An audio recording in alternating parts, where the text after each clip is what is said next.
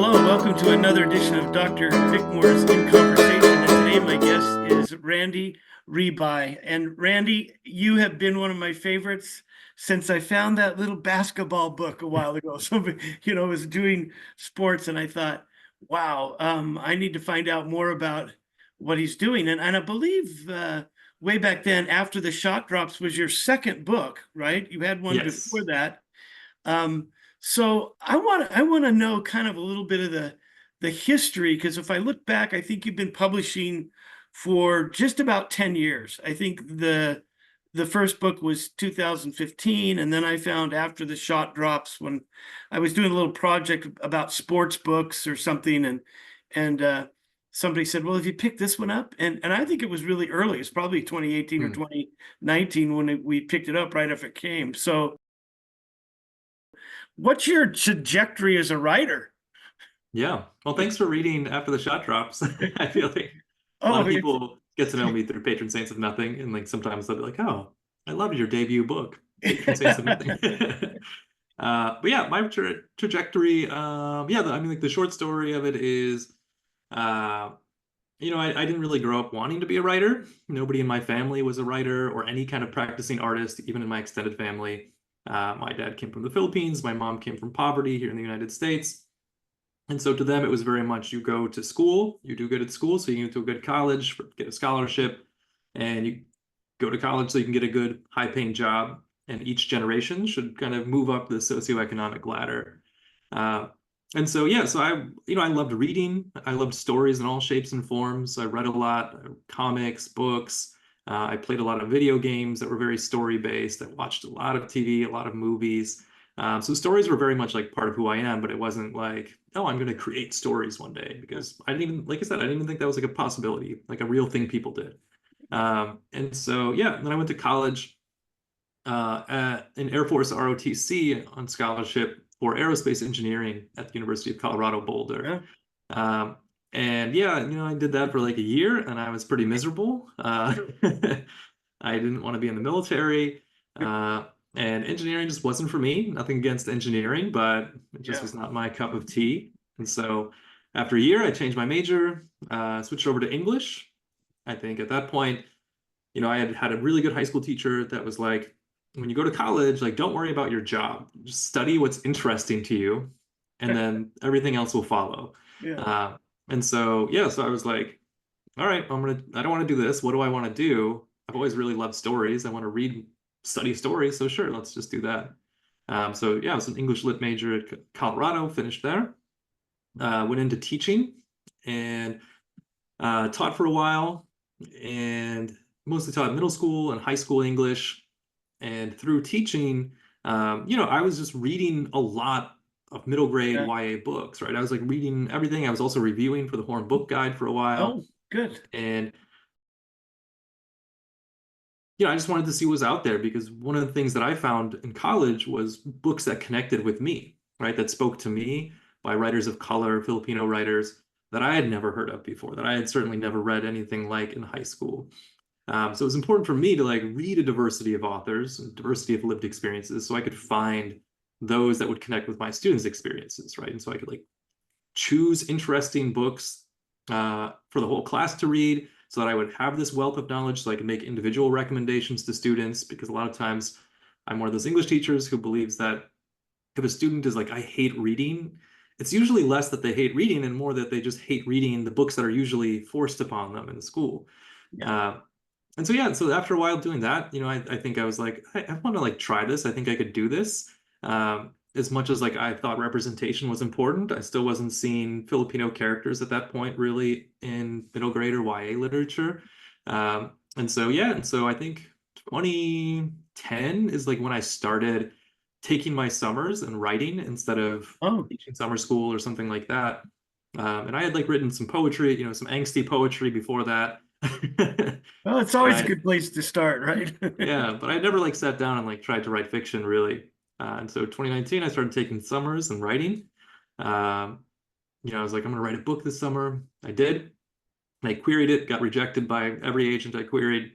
I was like, all right, next summer I'm gonna try to do the same thing and same result. And then next summer I was like, I'm gonna do the same thing. and same result.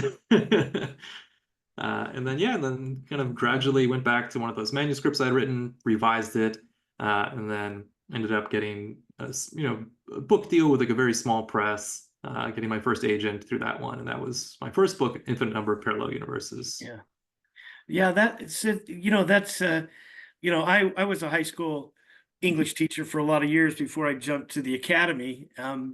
And I I find it amazing when I run into some of you, and there are more and more in the YA world that taught for a while and were writing. I always found that very, very difficult to write. Even when I went and did my PhD, I came back to the school district because I owed them 3 years before I could take full retirement. And I'm not stupid. I mean, before I Yeah. jumped to the university, wait, I can give you 3 years and get full retirement. I'll do that. Yeah. I even found writing academic work that was connected with what I was teaching really, really hard, because I think often teachers who are dedicated to their students, it's a lot of work, in the Mhm. classroom. So I admire that jump of yours. And I think you're right.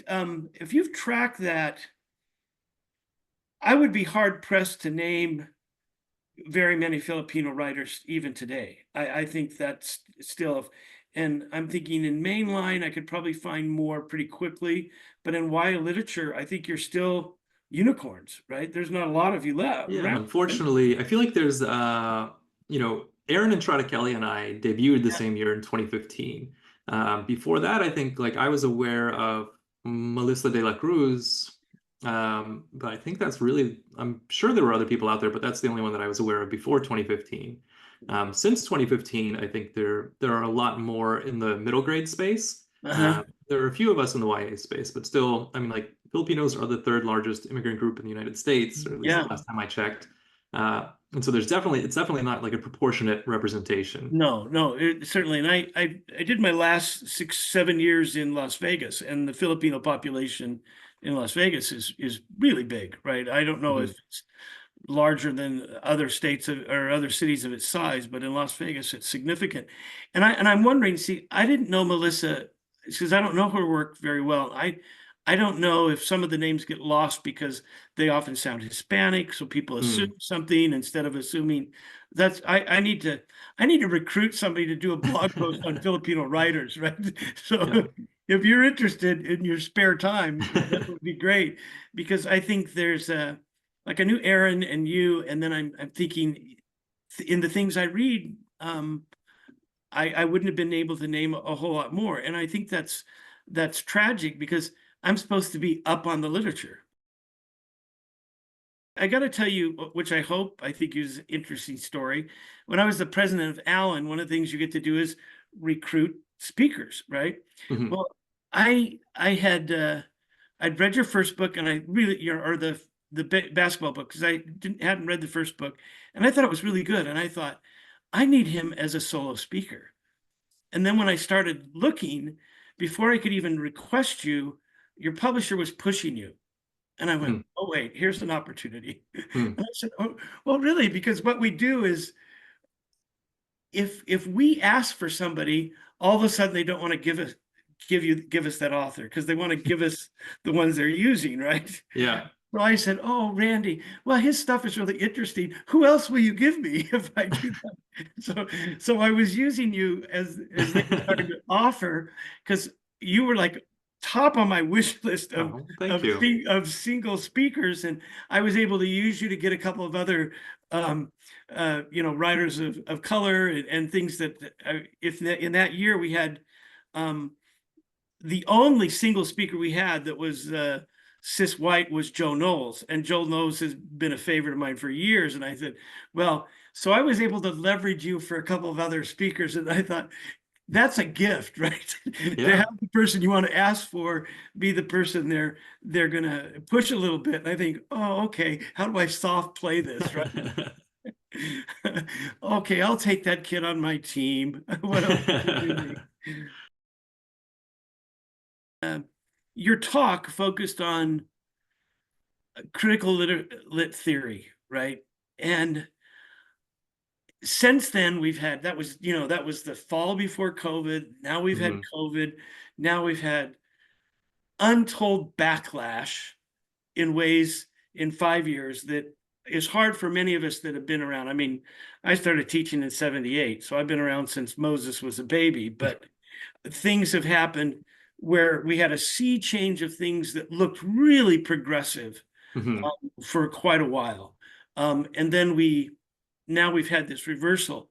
So how would you go about giving a similar talk today? Would you be more aggressive? Would you try to couch it in resistance to change? Because Hmm. I think a lot of people, and I've had this conversation, trust me, I live in a conservative area. I have conservative friends, and I sometimes find myself saying, you're saying critical literature theory, and you don't even know what that means. Yeah.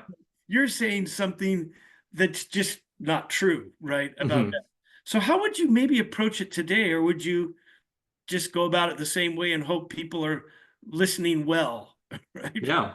I mean, I think sometimes like for the most part, I mean, I think it would be the same talk because I still think Yeah, that's really important. I mean, I think it is wild, yeah, to think of. And when I gave that talk, I think that was 2019. yeah, Like, I did not anticipate how much blowback there was going to be to those kinds of movements, right? Like, I yeah, think what I was calling for was like a larger ongoing effort to kind of bring critical literacy into the classroom. But yeah, but I was talking about things like Marxism and capitalism and such, and patriarchy. And then yeah, then we get all this. There's of course whenever there's progress, right? There's always yeah. pushback every time. But yeah, but it's been pretty fierce, and yeah, it's infuriating when you like that these people talking about critical race theory have no idea what it is and can't explain anything about it if you ask them. But they're just kind of on board with banning it. In entire states now, right? Entire Yeah. states In cleaning Utah, house they've with it. passed Yeah. one where, you can't use language. So people are trying to do what they always did without using the language, right? Hmm. And I mean, I started teaching in the late 70s, and from the very beginning, I mean, I had white students. The number of students of color that I had were a few Polynesian kids, but I routinely required my students in self-guided reading to read. Um, one quarter they had to read an African American, one quarter they had to read Hmm. Hispanic, as self-selected reading, because I was probably a tyrant. I had students probably read too many books, Yeah. but I thought, these white students who are going to end up going to Utah or BYU need an exposure to Baldwin Yeah. and some of these other writers, and reading Bless Me Ultima, that was so out of the scope, but I felt that was good for students. But now I think the curriculum I was offering in the 80s and Hmm. into the 90s, I would have to make a case for now that I Yeah. didn't have to make a case for then.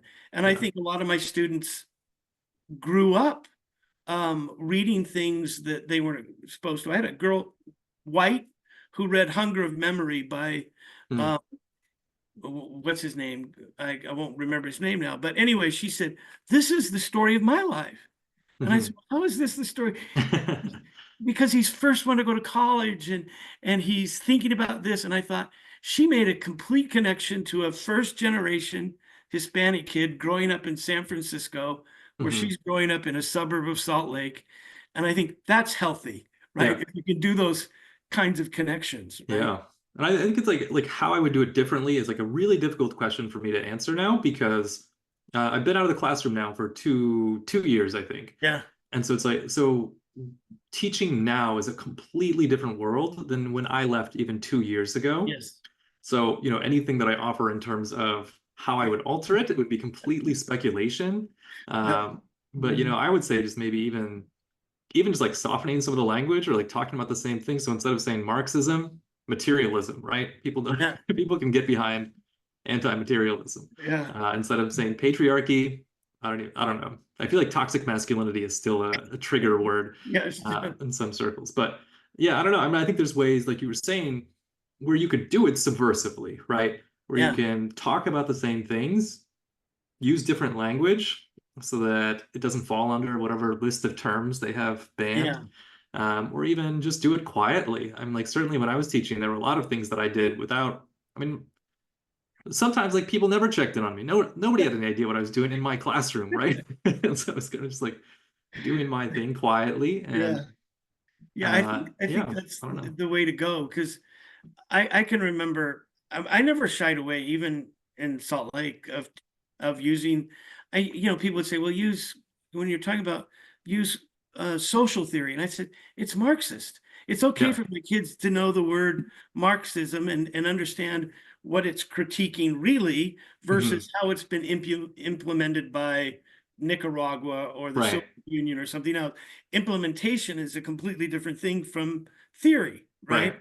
And I can remember teaching, Measure for Measure by Shakespeare and saying, okay, let's look at this now today, the whole play, now that we've finished, from a Marxist lens. What Hmm. is it? Who's doing commerce for what reasons? And where can we track that? And I had students that didn't balk at that. As they Yeah. understood the definition as 10th graders, they Right. were saying, okay, who's asking for something in exchange for something else? What monetary system and how are they using that to get power? And I wasn't trying to recruit them to be Marxist. Right. I was simply recruiting them to think critically Hmm. about a theory and how it might play out in the world. So it's very frustrating. Like I say, and that's one of the reasons I retired 2 years ago, is because I was looking at my students at UNLV and I thought, I'm far enough removed from the classroom now after 15 years.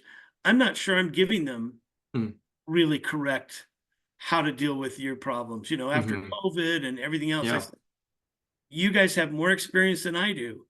Student teaching in a situation that Yeah. is so remote from what I did. So I thought, well, I need to step back, and I can still play with young adult literature and stuff, but I'm not sure that I'm the same kind of guide I was Hmm. the first 10 years I was doing university work, right? Yeah. So I had Yeah. to step away from that. I So mean, like I said, I've only been out of the classroom for 2 years, but it feels like a lifetime ago. Like yeah, I feel like I just have no idea what teachers are dealing with today. I do want to jump into the wild success of the Patron Saints of Nothing. What a absolutely banging book. I mean, Thank you. that was a book that just when because I've tried to read, and what I've read mostly the last 15 to 18 years as an academic is YA literature that's upper end race, class, and gender. Those are the Hmm. things I'm interested in, right? And often more race and gender um, than sometimes class. But I think Patron Saints of Nothing, boy, you talk about stuff as if you've lived it. I thought, man, how many trips did he take to the Philippines to get this right? and I want to know kind of who informed you. Was it your own reading, interviews with family?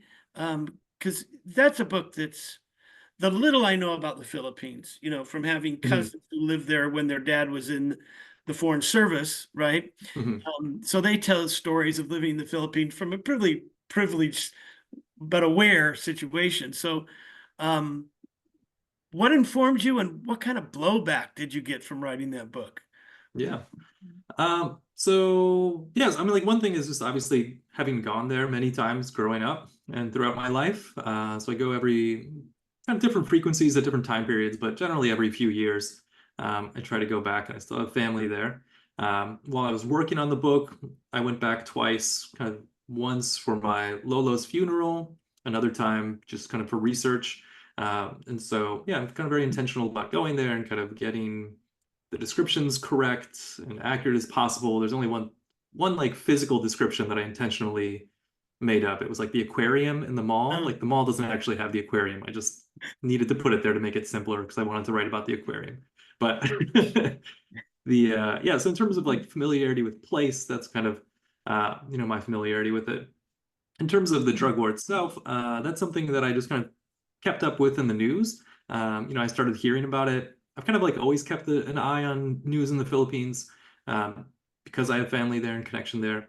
And usually that news is like I don't know, typhoons and stuff like that, right? Yeah. But yeah, but in 2016, when they had their presidential election and Duterte was running, he started to talk about the drug war and started to talk all this noise about ending illegal drug usage and violent crime in the Philippines in 3 to 6 months, which is the most ridiculous claim ever, and doing it through this approach, which we eventually call the drug war. And yeah, and just being blown away by how much of a blatant violation of human rights and the constitutional rights it seemed to be, but also blown away by how many Filipinos supported the idea, right?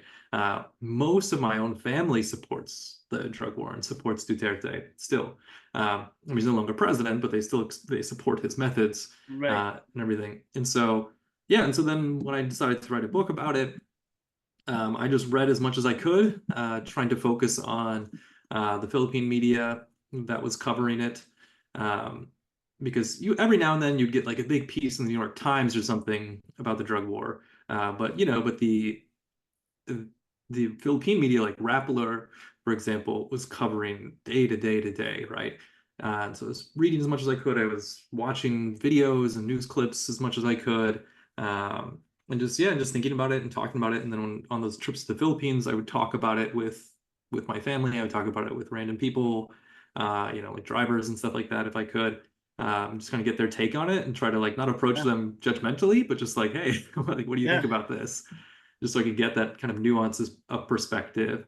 Um, and so yeah, so that was a lot of the research piece of it. And then I also met with one of the trips that I went, the trip that I went intentionally to do research. I also like met with a few people, including like former activists during the Marcos era. Yeah. I met with a journalist who does like fact checking, like her company does fact checking for Facebook in the Philippines. I don't know if they still do, but they did at one time. Yeah. And yeah, and just kind of got their perspective on things and tried to portray it as accurately as possible because I was like very self-conscious about Yeah. writing about it as an American citizen. I was born there, but I grew up here in the United Yeah. States. And so I knew that I wanted to get it right, right? I didn't want to, um, there's like, we talk about trauma porn in media, right? Right. Of like just looking at the worst aspect of an experience or a culture and writing about that to tug at the heartstrings or whatever. And so I was aware that like an American citizen, even Filipino American, could write about something happening in the Philippines, and I was aware of that, and I didn't want it to be that. And I knew in order for it not to be that, I had to, yeah, understand it as well as I could. I had to get different perspectives on it, um, and try to my best to not portray everything one-dimensionally, right? Yeah. Portray it as something from coming at different sides, but I also didn't want to portray it as I didn't want to like both sides it, right? And Yeah. be like come away neutral. Like I hope when you read it, you come away and be like, this is wrong, right? This is morally wrong. Whether people are guilty or not, we shouldn't just be letting police and vigilantes execute them. Yeah. Uh, and yeah, and so so the research was just important for me for just trying to get it Yeah. right.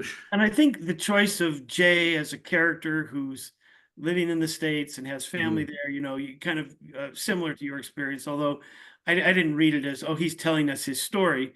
But I think that gives you the way to kind of soften that American Mhm. outlook and also say and question it, right? Yeah. Because we also, as Americans, want to say we can solve everything, right? Mhm. Because we're Americans, our view on the world is absolutely correct, and Mhm. and we need to step back away from that. So I thought that was some really powerful. So when it comes out, did you get blowback from Filipino communities or Yeah. I mean, locally, or what so was the the it response? was I like didn't know. I was kind of bracing myself because like Duterte supporters are like very well known like for rabidly like piling on, right? Like some of Yeah, these reporters at Rappler just get hounded with like death threats and rape threats, and they just get like spammed with all this stuff. And so I didn't know what was going to happen. And I would say it was pretty quiet for the most part. I would say the biggest thing that happened was just like it was there was like not too much support for the book within the country. okay, Uh, but there was a lot of people that wanted to read it. Penguin, we have like an international person who Right. works on marketing and everything. The summer it came out, I was planning to go to the Philippines for a family reunion anyways, and so I was like, oh, I want to do some events. Like the YA reading community in the Philippines is huge, right? Okay. Because English is one of the national languages Right. alongside Right. Tagalog or Filipino. And so there's a huge community of readers for YA in the Philippines. And so I was like, this is great. I'll just like, I'm born here. I'll find some events, some bookstores to do things. And people didn't want to host me. Yeah. None of the major bookstores wanted to host me. The largest bookstore in the Philippines didn't carry the book. The kind of second largest chain only ordered, I think it was like 100 copies for the entire country, right? Yeah.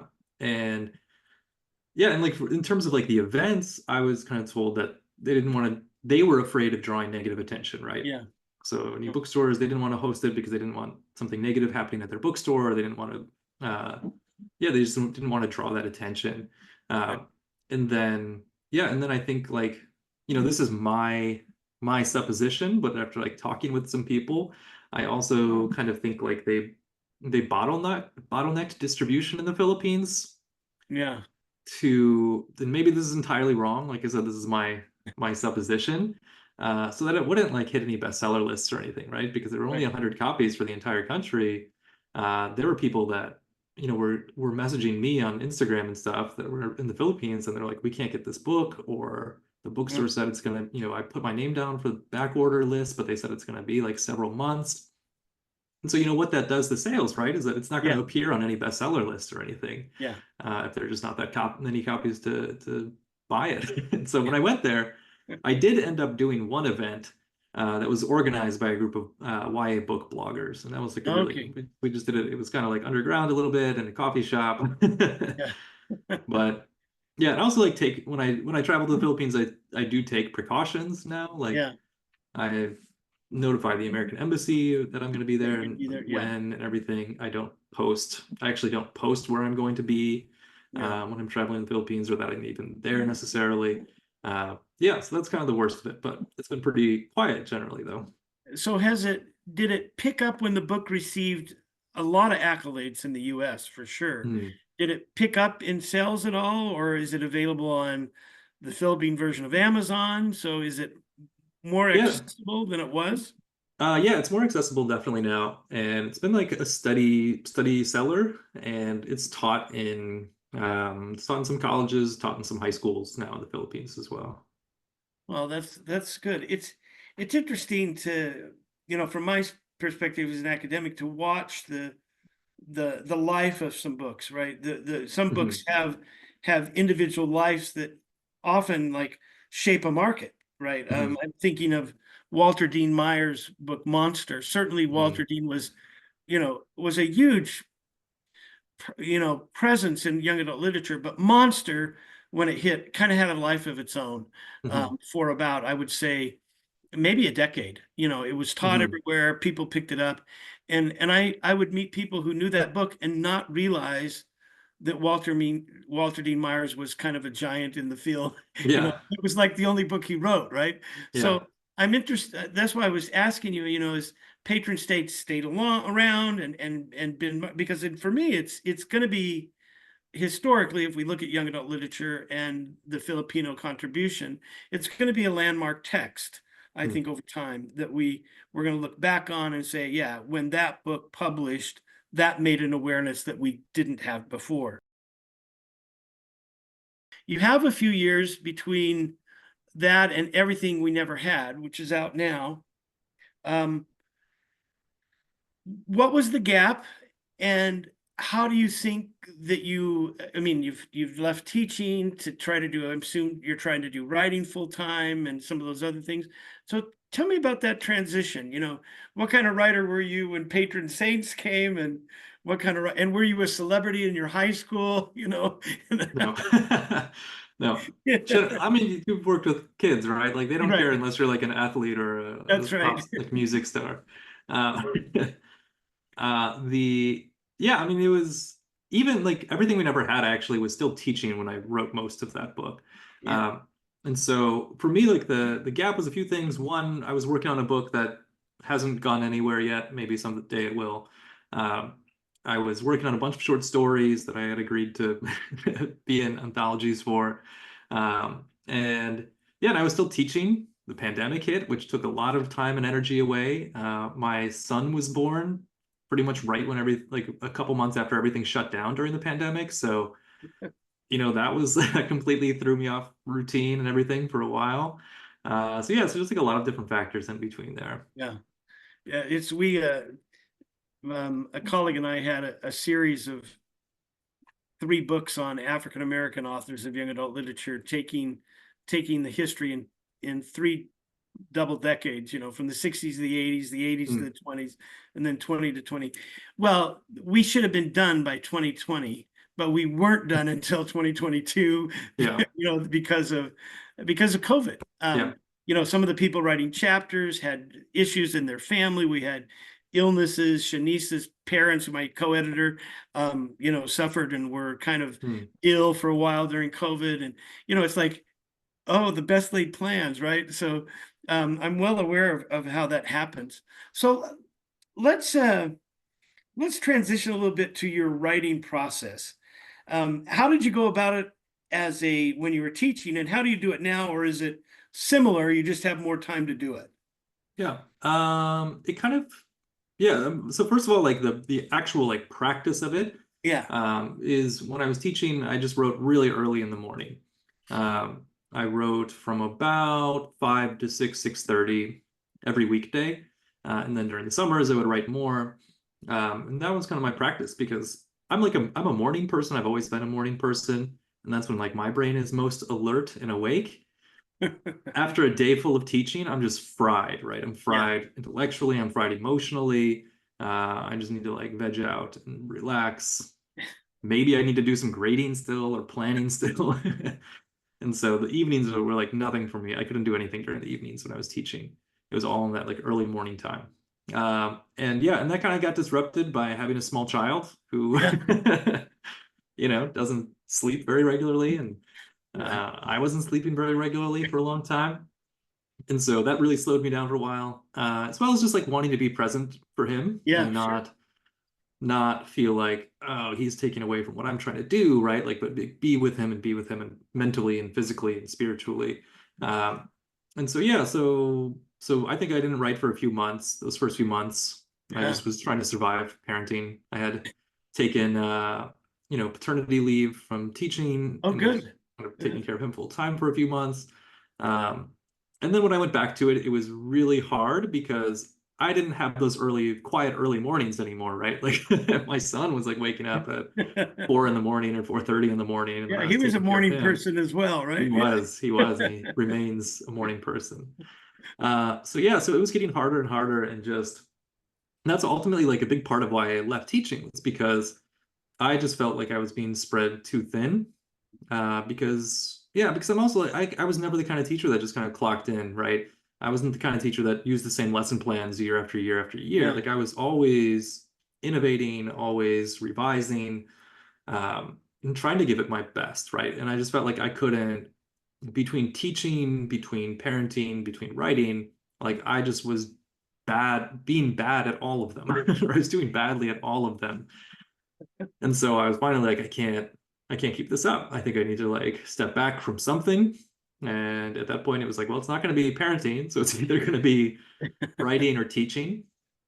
And my career was at a point with writing where it was like, all right, I can kind of do this now. This is like the moment, strike while the iron is hot kind of sensation. And I can always go back to teaching. And I probably will at some point in my life in some form. Teaching was like a very important part of who I am and how I move through the world. And so yeah, so anyway, so routine wise, I kind of backed away, and then after I stopped teaching, we had my son in daycare part-time, and so I was taking care of him on the other days, and the other days were my writing days. Yeah. And I was just spending that writing. In terms of my process, it kind of varies depending on the kind of project I'm working on. So something more literary like Patron Saints of Nothing or Everything We Never Had requires just like a lot more, I don't know, like soul mining from me. Uh-huh. And so it's much more of a longer process. It takes more time. And it generally is like, all right, I have this question that I have been thinking about for a while, very frequently. How do I approach that question through fiction, right? How can fiction help me Yeah. think through that question? So, they say write what you know. Like I write what I wonder. And so with Oh, Patron Saints of Nothing, it was I wondered, what is my role as somebody born in the Philippines, raised in the United States, to talk about issues of injustice in the Philippines? What's my role for that? And I was like, all right, so there's my question. How can I create a story that answers that question or that explores that question? And yeah. so with Patron Saints of Nothing, it's like, okay, I have a Filipino American kid who, like me, born in the Philippines, raised in the United States, who's somebody close to them dies, is killed as part of the drug war, right? That's the kind of thing that's going to get this person to think about it in a way that they've never had to think about it before, and question their own privilege and distance in a way they've never had to before. So then that leads me to like a story question, right? Or a plot question. So the plot Yeah. question is what happened to June, but really that question is driving towards exploring that larger question of, what is his identity? What's his connection to the place where he was born and where a lot of his family still lives? What's his connection to issues of justice in that location? And so, yeah, so then I kind of have those questions. I kind of know that I'm writing toward finding out the answer to that plot question and that deeper question, right? So I know you're going to find out what happened to June eventually by the Yeah. end of the story to some form, in one form or another. I know that I want to explore that deeper question, but I don't know the answer to either question when I start writing, Yeah. right? Because I'm writing to figure out that question, to think through that question for myself, right? And so I know kind of with Patron Saints of Nothing, for example, I knew like a few points along the way. I knew I wanted he would find out the news. He would go to the Philippines, and knew I wanted him to stay with different family members so that you can see different perspectives on what's going on in the Philippines with the Yeah. drug war. And so that's pretty much all I knew. So I'd sit down and I'd start drafting. I would do my research as I was writing, incorporate it as I worked, or revise as I worked. And then, yeah, all right, I'm going to sit down. I'm going to write this portion where he is living his everyday life. And then he finds out his cousin is dead. All right, I wrote that portion. Now I'm going to write to him leaving and arriving in the Philippines. All right, he's there. Now I'm going to write his time with this first family member. And then as I'm doing that, I'm making up and creating and thinking of new things, kind of as I'm writing toward that question of what happens to June. And then at that larger question of what is my role, or what is somebody's role in speaking of issues of injustice in a place where they are partially connected to it. And so, yeah, I say it's different with different projects, because then I also wrote a book for Avatar: The Last Airbender called Reckoning of Yeah. Roku. And it's a very commercial story, right? It's very like, you're not picking up a book about Avatar: The Last Airbender to to ponder the deepest things in life, right? Like you're picking it up to like have a fun adventure story, right? Right. And so with that one, it's much more plot driven. And so Yeah. when I sit down to do that, also out of necessity, I have to get each step approved by people at Avatar Studios and Yeah. the co-creators, right? So I have to give them a story concept. I have to give them an outline. And so they have to approve these things. And so by Yeah. virtue of doing that, I have to know where the story is going a little bit. I do improvise and think of new things along the way, but for the most part, like that one, I spend a lot more time outlining and preparing it, but then the drafting process is a lot faster, Yeah. right? So, When I so you have that one more fully storyboarded, to steal a term, right? Yeah, you can kind of see But my yeah, I see the storyboard bulletin behind board. me. So even with Patron Saints, do you storyboard and do markers to not lose the moments you have? Or are you Not keeping in, those big outlines, or are you just internalizing that in your head and hoping you don't forget, right? So yeah, early drafts, I'm keeping it in my head. Once I have a draft, I'll actually usually make a spreadsheet where I kind of have a chapter by chapter breakdown of like, here's what page this chapter starts on. Here's what happens in the plot. Here's kind of what that chapter is doing or what purpose it's serving overall. Each of those is like a column. And so then I can kind of look at bird's eye view and think about how might need to restructure certain parts of the story and revise. keep it going. So are you so it sounds like you're revising all the time. So are you're revising as you piece. You don't wait till you have a hole and say, okay, here's a hole. Now I can fix it. So you're a revise as you go kind of guy. A So little bit, yeah. how do you keep track of that day to day? And do you Hmm. set daily goals, or you Yeah. just say, if my butt's in the seat, that's good, right? Yeah, when I was doing those early morning writing sessions, it was very much just time based. I Yeah, write from the moment I sit down to the moment I leave. Now I try to do, this is not always successful. I try to do 1,000 words before lunch. I try to do 1,000 words after lunch. I definitely do not hit that goal most days, but it kind of gives me something to work towards. yeah. But I do revise as I go, but I also will revise later as well. And mostly I'm taking notes as I draft. And so I Oh, actually write things like in square brackets so that I don't miss it later. Like as I'm drafting, if I think of something that I might want to change, uh, or if I think of something that needs to be changed later, I make a note to myself in the square brackets so I can keep writing. uh, And sometimes I'll go back and fix things. Like right now, I'm gesturing over here. I have a second screen and I'm working on a yeah, story now. And I'm going back to something I wrote a couple days ago, and I'm revising that scene because I think it's going to impact stuff that happens later. But if uh, I don't think it's going to impact things later, I might not necessarily go back and do it now. I might just take right. that note and do it later. So, like, one thing that's really difficult for me for some reason is just like physical descriptions, Oh, like body language descriptions, like oh, physical settings. And so a lot of times I'll get to those and I'll just, as I'm writing, I'll just be like, square bracket, describe this person, and then I'll keep writing because like I like the dialogue. I can do like the yeah. internal thoughts pretty well. But you have to be like, describe this room. I'm like, ah, I don't want to describe this room. Well, that's interesting. I love hearing different authors talk about the ways in which they're holding themselves accountable to the process and to their thoughts and to their inspirations. Right? I like the square bracket. That reminds, even in academic work, you're thinking, this argument's not going well. Maybe I need to research this theorist or something, and I would put that in a I would Yeah, comments on my own Microsoft Word document, right? yeah. Comment, you're lost. You need to look at it, Yeah, right? same thing. Yeah. Yeah, so that's healthy. But a thousand words before and after is, I think, pretty industrious. If you even come close to that, you're moving along, because I think we in academic work, and I assume it's close to this, that a page is roughly 250 words. So you're trying to put out 5 to 8 pages a day if you're doing that, right? So that's a healthy Yeah. amount of writing, even if you If I'm don't successful, I would recall. say realistically, I usually land between 1,000 and Yeah, 1,500. but still, that's very good. Yeah. That would be an average of 6 pages a day, right? So that will get you somewhere as you go along. When you finally have a draft that you're happy with, who sees it first? Yeah. Nobody sees it first. So, so that first one I always call a zero draft, Uh-huh. because that's the messy one that has all those square Yeah, brackets and stuff.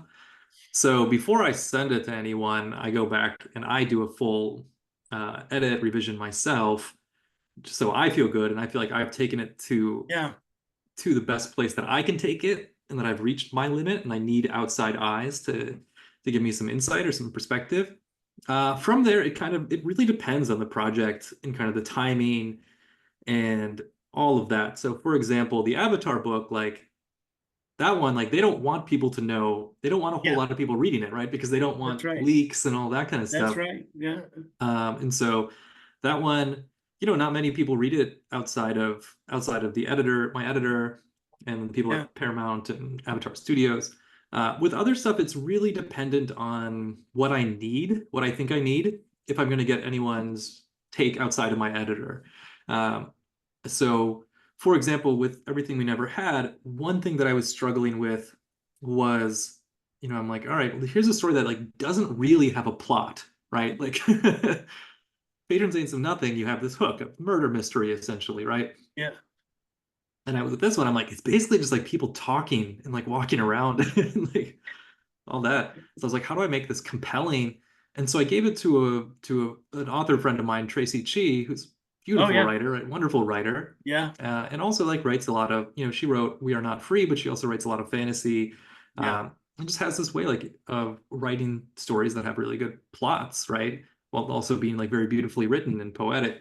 Um, and so I like gave it to her and I was like, hey, can you read this and give me feedback on how do I make this more readable, right? Like how do I keep the reader turning the page in a story yeah, that's just about people walking around and talking, um, or sitting around and talking. yeah, And so yeah, so she was really helpful in kind of being like, all right, like think of each clump of characters chapters as like a section, and each section should have a driving question that is pulling us through that section, but also ending with another question that makes us want to pick up their section when we go back to them. And so she was really helpful in helping me think through that and kind of refine the questions to make it hopefully a compelling read, so it wasn't a slog. See, I think Um, that's really insightful of you to use her because, like you mentioned, her book has lots of voices mhm. in it, right? The Yeah, I one, think 12.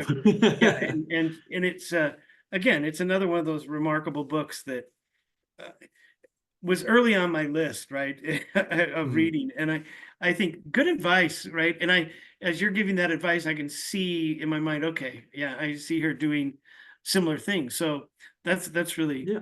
And it's constructive. something, So, it's the longer I'm in the industry and the more connections that I have, the more I'm able to have that kind of like, oh, I know this person is really strong at this writing, and I know that's what this story is lacking, and I can kind of reach out to that person to yeah. see if they can read it.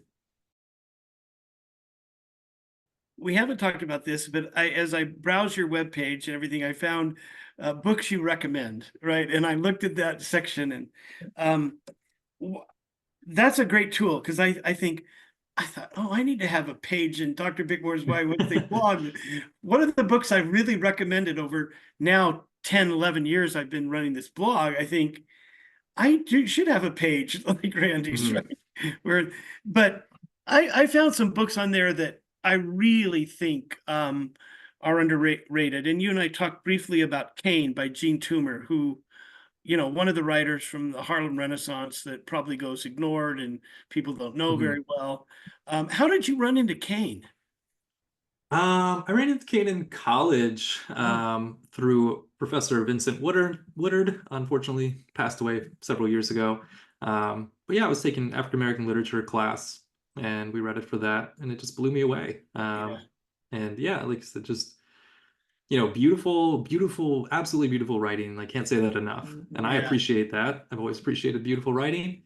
And yeah, and also you know, wildly experimental, right? Like as a collected text. Yeah. And I've always been interested in experimental formats and structures. And so I was immediately drawn to this, and if a listener or viewer has never read it, right? It's like part poetry, part short story, part drama, like very vignette kind of based, and it's all threaded together so beautifully that, it just works so well, I think. And it's long, from the moment I've read it, I was like, it's one of those books that pushed my understanding of what literature could do, Yeah. right? And so it's always stayed with me, and I've reread it several times since then. I've taught it a few times, and I advocate for people to go and check it out. Yeah. It's when, when you retire and you're downsizing, you're moving out of an academic office. That's one of the books I didn't get rid of. I mean, that's Mhm. one of the books I said, yeah, that could be on my shelf. That could be on my shelf for a long time. I could be an old guy and somebody could say, why is that book there? And I'll still be able to tell them, well, that's a fantastic book. Another book on there that I wish more people knew was one of Jason Reynolds' early ones, Back When I Mhm. Was the Greatest. Um, Now you say you were reading a lot of YA before. Is that one you ran into early or came around to? Because I think that one also is a really important book in kind of the history of YA for African Mhm. American writers, especially as the field began to embrace new writers, right? Mhm. I'm critical that the young adult field of publishing was slow to expand their author pool, right? Mhm. They had some tried and true African American authors, and they tried to get them to produce as much as they could.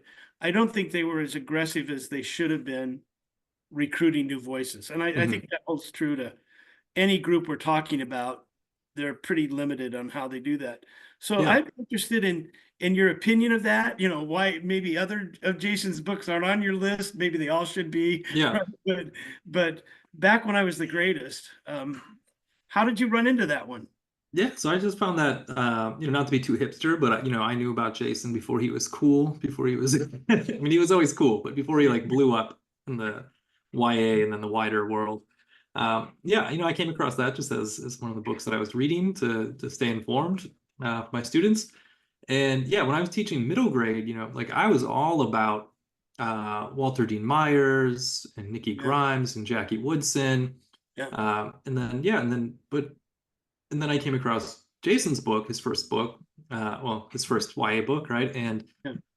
And I was like, this is like the same spirit as those writers, right? Yes. And particularly as a male, his depiction of masculinity was so soft and gentle, right? And I'm sure you're kind of familiar with this, right? Like, yeah, you said the publishing industry has their black authors or had their Right. black authors for a time. They also had this like there were a lot of these like really gritty inner city novels, right? That were like Yes. drama based of like gang violence and stuff like that. That were like almost like thrillers in a way. Like there was this whole series that a lot of my students loved, and I won't name it, but Yeah. that is like I just did not like it because I felt like it was like yeah, it was like trauma porn kind Yeah. of writing. Um, and then I read Jason's book, and it was just such a nuanced take and perspective, I think, and so beautiful. That kind of I talked a lot about like that, like dismantling toxic masculinity in our literature or unlearning it, and yeah, and that was just happening so much at that level, even not even just what the story was about, but also kind of how he tells the story. And so yeah, so I fell in love with his writing from that very first book, and I could put any of his books on there, Yeah. but that one's like especially meaningful to me, I think, because it's the first time I encountered his work. Yeah. When in the third volume of that anthology I was telling you about, that's the book we highlight of his, Hmm. because we just thought it was, you know, not read enough. So we kind of thought, let's go back to that. Because I agree with everything you said about that. It's um I met years ago when I was still at LSU. I was at LSU till 2014 for about 7 years, and we had a small um summer seminar for writers, and I met Matt De La Pena before he was Matt De La Pena. When he Hmm. really had one book, and would hang around and talk to everybody because he was trying to break in, and Matt came and was really gracious. And he said, "What are you going to do next year with this?" And I said, "Well, we're going to highlight African American authors, and we're going to try to get only African American authors for the week. We brought in a different author each week so that the people that attended for the week." And he said, "Are you going to have Jackie come?" And I said, "Well, I'd love to have Jackie come, but I don't know Jackie. Hmm. It's to to try to get her." And he says, "Well, I know her. I'll hook you up." And so when I called Jackie, she said, "Okay, what's this about? I'm only talking to you because Matt said I should." And I said, "Okay, thank you." And and eventually we had Jackie come. It was great. And I remember asking her the question. I said, "Who should I be reading? Hmm. Um, African American males that you know are writing that the rest of us don't know are writing." And she said, "Jason Reynolds and Varian Johnson." Hmm. And since then, this was 2014 or 2015. So this is right at the rise, right? And she was absolutely right. I think both of those guys are really good writers. Hmm. Their stuff is worth reading. Um, and shortly after that, a year after that, I had the opportunity to introduce Varian at an Allen workshop, right? Nice. And and it was great to get to meet him. And then a short time after that, I met Jason, like you say, before he was Jason, right? We had one book out, and it was really amazing. But it's been fun to watch a lot of you. I think people in your generation, I would say all of you are about the same generation, certainly in age, and I think including Jason and I are like the same exact age, or like one yeah, year apart. yeah. So you're coming and you're going to be around this field for a while. It's really interesting to watch that development, um, especially when some of you have as young as you are, because I think everybody's young, right? But you have a sense of the history of the field and a history of the problems of the field. And rather than only critique the problems, I think some of you are trying to solve the problems of the field with the books you write and the availability you have. Like, I think, I haven't got Jason's new book, but I think it kind of deals with that same issue of how are you sensitive to new issues, right? To the issues of sexuality and sexual relationships. And that's a completely different kind of approach than some people want to think that you might want to be reading a book that's about thug life, right? And Yeah. reading a book about Black boys in America who have sensitive feelings about their life and their relationships. And I think when I think of your book, the Patron Saints of Nothing, and the other books that you've written, I think you're aware of that issue of masculinity and how that comes about as well. So I'm interested in how you guys participate in the world with those things. So it's great to get to chat with you about that. Yeah, I think there's definitely like more of us doing that work. I think of also Brendon Kiely, of course. I think of Jeff Zentner. You already mentioned Varian Johnson. I think there's an emerging sense of those of us who are very interested, I think, in dismantling those typical notions of masculinity and showing those sad, like sensitive boys, and that's a reality, and it's great. I'm glad you mentioned both of those. Brendon and I are pretty good friends. We connected over because we both found out we love Van Morrison. So whenever we see each other, we talk about how great he is and how he's fallen, right? As he gets older. But that's the other thing is I was on a book award committee where Jeff's book was put up, the first one, The Serpent King, and I didn't know it, but it showed up, and I went, oh, and the other judge and I, because it was a small contest, but I said, well, of the books we were given, I know my vote. And she says, well, if your vote's The Serpent King, we're done. And I said, okay, we're done, right? Because as a first book, wow, I was taken right away with that, and it's really great. So you guys have all, I think, are making, especially in, I would say, and you're all dabbling into other things as well. I know Jeff's working on he's got an adult novel out and he's working on another one. But the idea that you have contributed in such a dynamic way to the growth of, I would say, older young adult fiction that's serious, that's, it drives me wild when I think, you're just reading those kids' books, and I think, maybe some of the best writers today, period, writing young adult fiction. I might be biased, but I agree. Some of you just aren't aware, right, of what's that. And we can kind of end on this note, because another one of those writers who's just doing a bang-up job all the time is A.S. King. And when she collected you guys for the collectors, I mean, maybe that's her secret collection, really, is collecting really good writers. I listened to the book, and when I got to, I'll forget the name of your short story, but it's about the great white. The white savior does not save the white day. Yeah, it does not.